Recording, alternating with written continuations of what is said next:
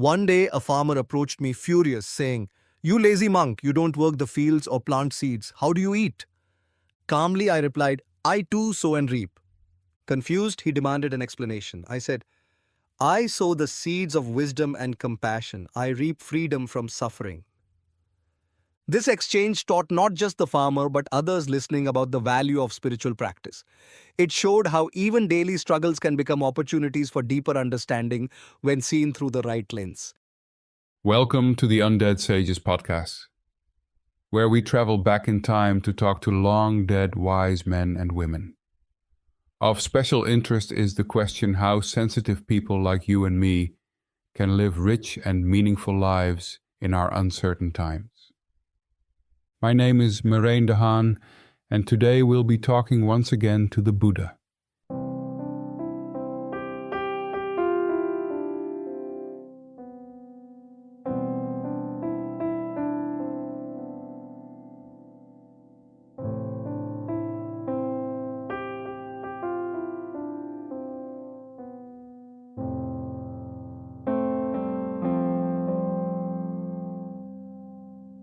It's still the rainy season in India, 460 BCE or thereabouts, and the Buddha has been so kind as to grant me another audience. While legend has it that he has total overview of time and space, I think he finds something of value in our conversations also. I've told him I'm a time traveler, and today we'll start to investigate how his teachings have survived his own death. But first, I want to flesh out his life a little more. Welcome, Buddha, and thank you for agreeing to speak with me once again. You are welcome, Merijn. What was it like when you left home and became a seeker, a shramana? The life of a shramana is one of renunciation and inquiry. A shramana leaves behind home, family, and worldly duties to dedicate themselves to the search for truth. They wander from place to place, relying on alms for food and seeking shelter in forests, caves, or the open air. The goal is liberation, freedom from the cycle of birth, death, and rebirth. To achieve this, a shramana practices meditation, austerity, or philosophical inquiry, depending on their path. I became a shramana when I left the palace, renouncing my worldly life. I practiced with other ascetics, learned meditation from skilled teachers, and explored the extremes of austerity. These experiences shaped my understanding of what works and what doesn't. Ultimately, I found that neither indulgence nor self-mortification leads to liberation. This realization became the foundation of the middle way, a balanced path that avoids extremes and focuses on mindfulness, ethical conduct, and wisdom. What is daily life like for a shramana? It is simple and disciplined. A shramana owns little, perhaps a robe, a bowl for alms, and a staff. They walk barefoot, living lightly on the earth. In the morning, they might beg for food in a nearby village. They eat only what is offered, usually one meal a day. Afternoons and evenings are for meditation, reflection, or seeking shelter for the night. The rhythm of their days is guided by mindfulness and the pursuit of insight.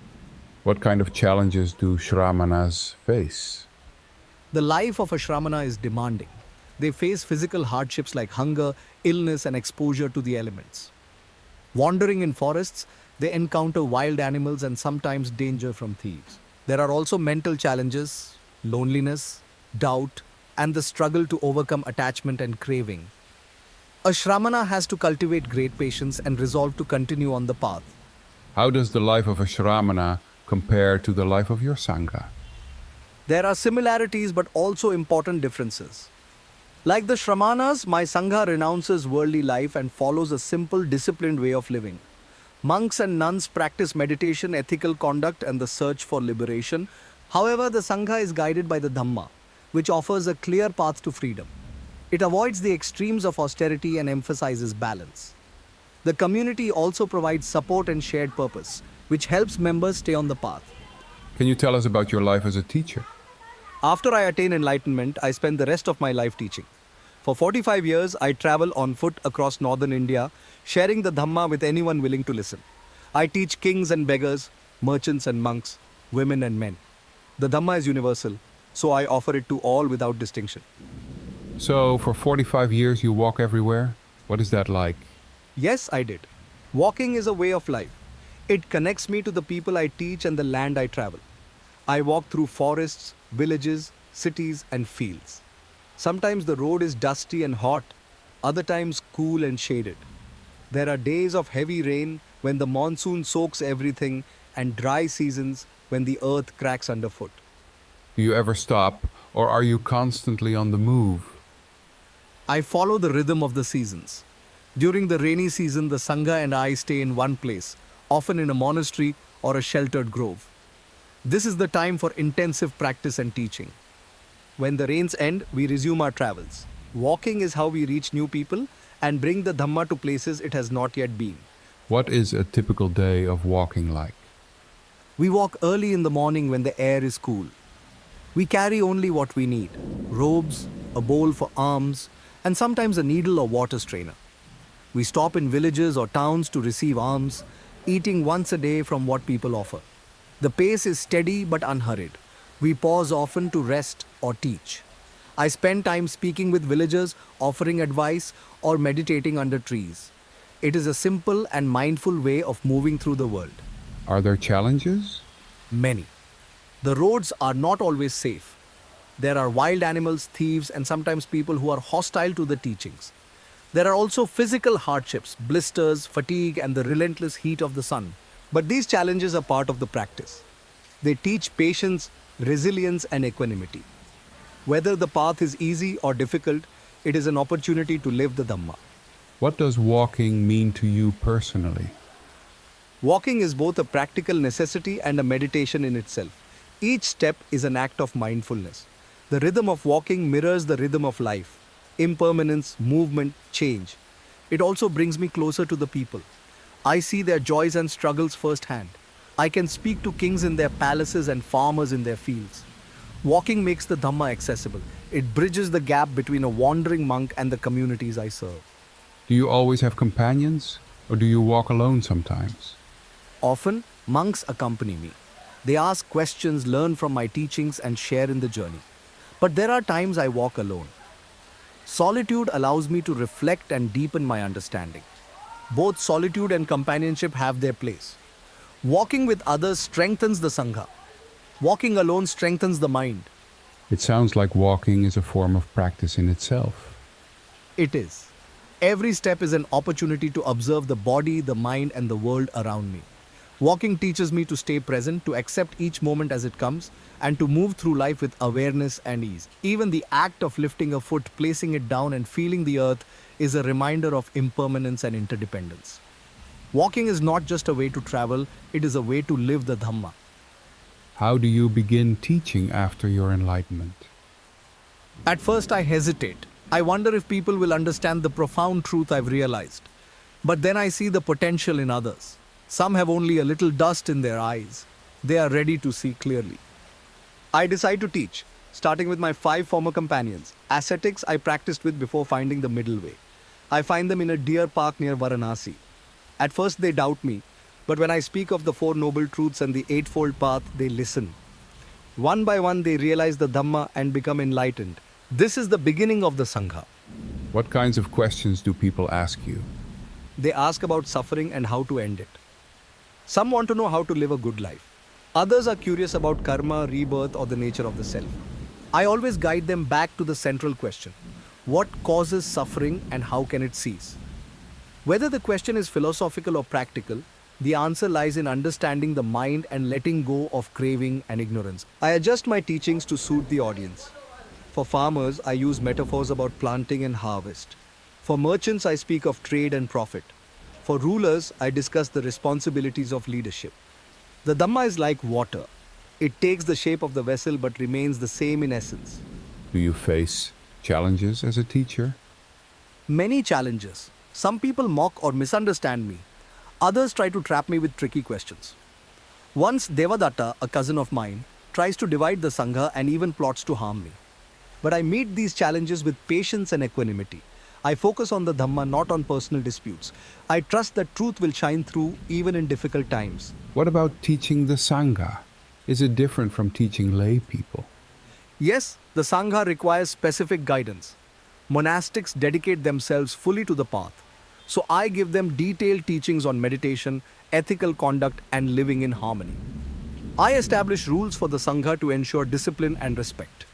These rules help monks and nuns focus on their practice while supporting one another.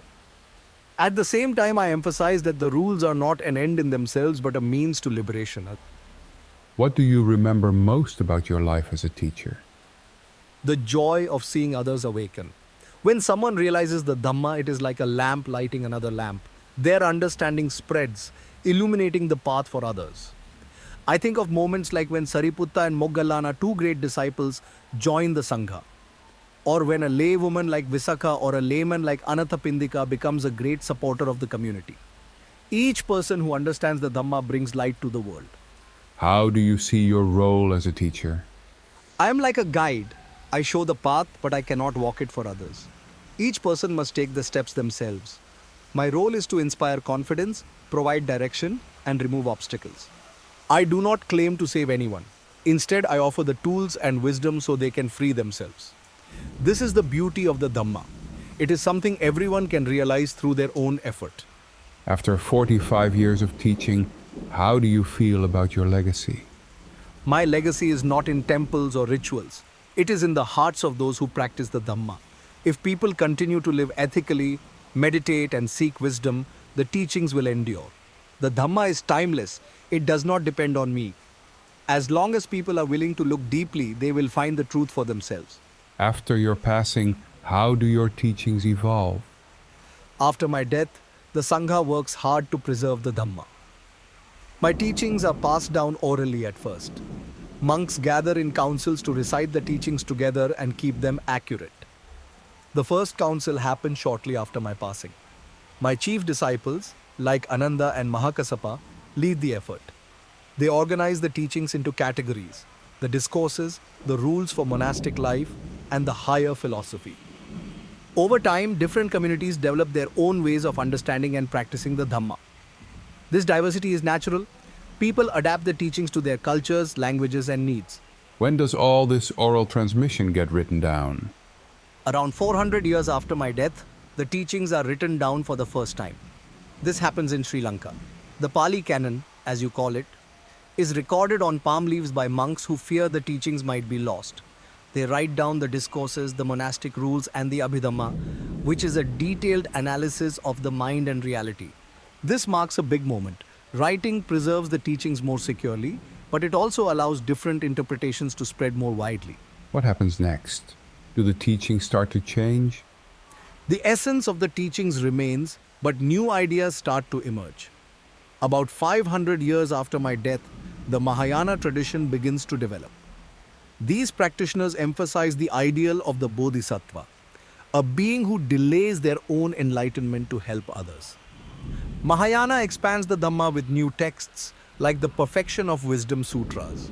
They introduce ideas like emptiness, the notion that all phenomena lack inherent existence. This complements my teaching on not self but goes even deeper into the nature of reality. At the same time, another tradition continues to hold closely to the Pali Canon. They focus on the path to arahantship and preserving the original teachings. Does Buddhism stay centered in India? No, it spreads far and wide.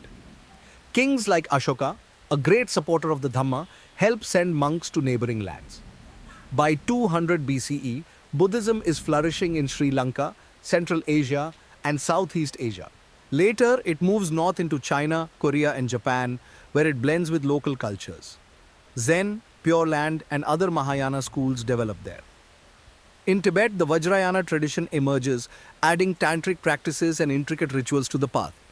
In Southeast Asia, what we now call Theravada becomes dominant, especially in Sri Lanka, Thailand, and Burma.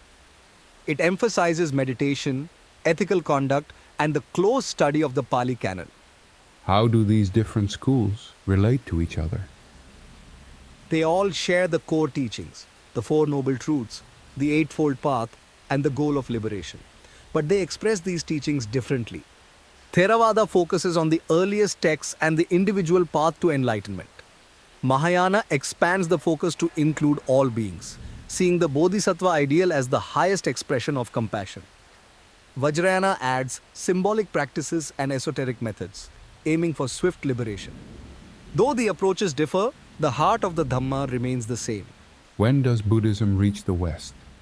Buddhism begins to influence the West in the 19th century. Scholars translate texts and travelers encounter the Sangha. In the 20th century, Asian teachers bring the practices directly. Zen arrives in North America and Europe, as does Vipassana, or insight meditation. Tibetan teachers, fleeing political upheaval, spread Vajrayana teachings. Modern practitioners embrace mindfulness and meditation, often outside of traditional religious contexts. This adaptation helps the Dhamma reach new audiences but sometimes oversimplifies its depth. How has the Dhamma adapted to the modern world? It meets people where they are.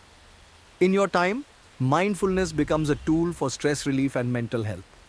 While this focus is valuable, it can overshadow the deeper purpose of the Dhamma, ending all suffering. At the same time, some practitioners work to bring Buddhism into dialogue with science, environmentalism, and social justice. These efforts expand how the Dhamma serves the world while keeping its ethical and meditative core intact. Do you see the diversity in Buddhist traditions as a strength or a challenge? It is both. Diversity shows that the Dhamma is adaptable and alive. Different cultures and eras need different expressions of the path. The challenge is to remain true to the essence of the teachings. The end of suffering through wisdom, ethical conduct, and mindfulness. When diversity serves that goal, it strengthens the Dhamma. Can you tell me more about the Theravada tradition and how it has developed over time? So, Theravada is the tradition that holds closest to the earliest teachings. Its name means the teaching of the elders, and it traces its roots to the first council held after my passing, where my disciples gathered to preserve the Dhamma. Theravada is centered on the Pali Canon. It focuses on the path of the Arahant, emphasizing individual liberation through the Eightfold Path. The key practices are ethical conduct, meditation, and insight into the nature of suffering, impermanence, and not self. How does this school spread after your death? Theravada spread southward from India.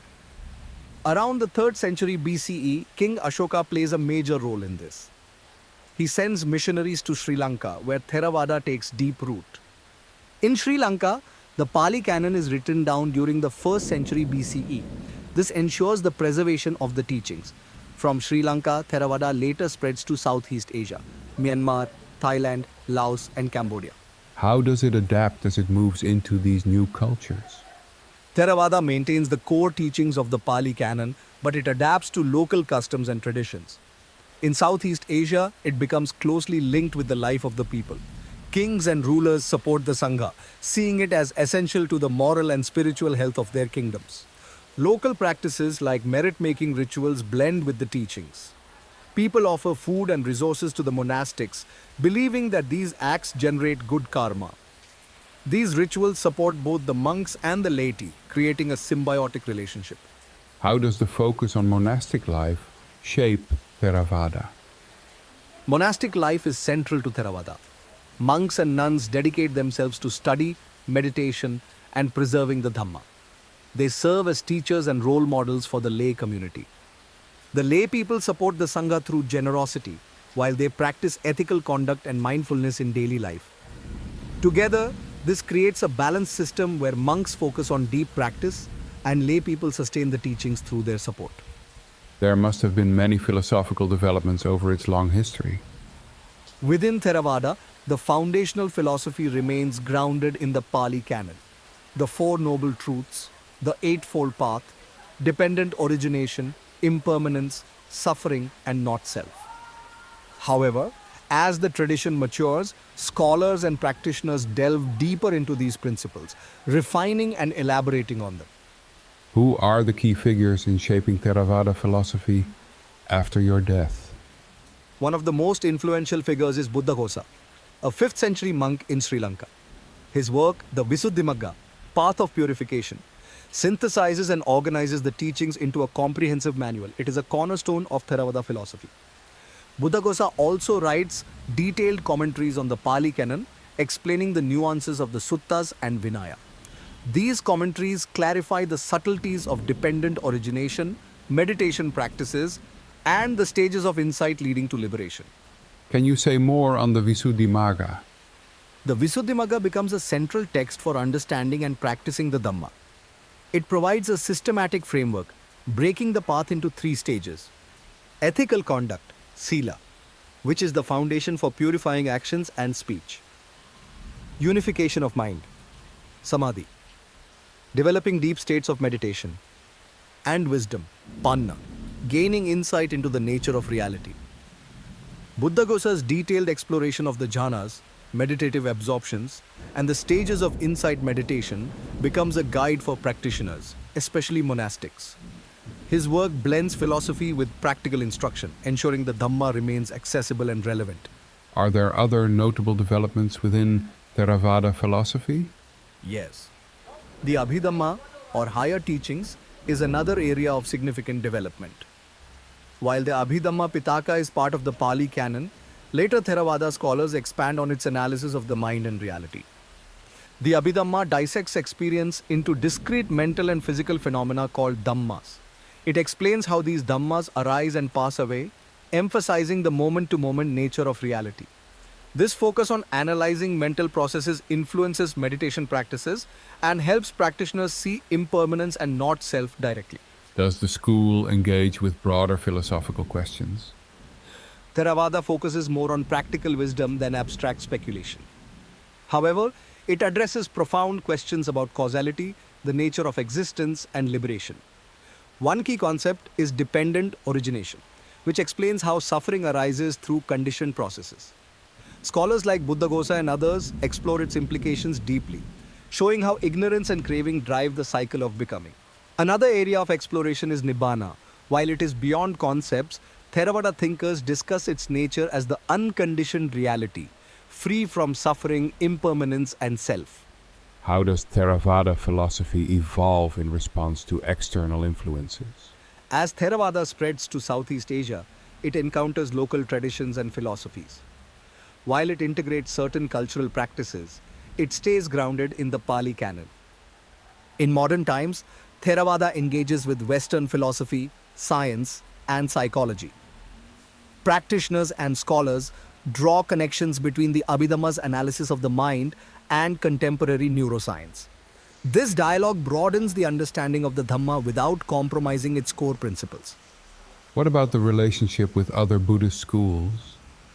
Theravada philosophy interacts with Mahayana and Vajrayana ideas, particularly in regions where these traditions coexist. For example, Mahayana emphasizes emptiness, sunyata, and the Bodhisattva ideal, which influence some Theravada thinkers. Theravada's focus on the Abhidhamma and the Pali canon keeps its philosophy distinct, but these dialogues enrich the broader Buddhist tradition. Differences in emphasis exist, but all traditions share the goal of ending suffering. What role does it play in modern times? Theravada continues to thrive in Southeast Asia, and it has spread to the West in recent centuries. Many Western practitioners are drawn to its emphasis on mindfulness and insight meditation. Forest monasticism emerges, emphasizing simplicity and direct experience of the Dhamma. This movement flourishes in places like Thailand, with teachers like Ajahn Mun and Ajahn Chah. Emanating from Myanmar, modern teachers like Mahasi Sayadaw and S.N. Goenka adapt Theravada practices for lay practitioners, offering structured meditation retreats. This makes the Dhamma more accessible to people outside monastic settings. At the same time, Theravada communities in Asia work to preserve traditional practices and monastic life, even as they face challenges from modernization and globalization. Does Theravada remain focused only on individual liberation?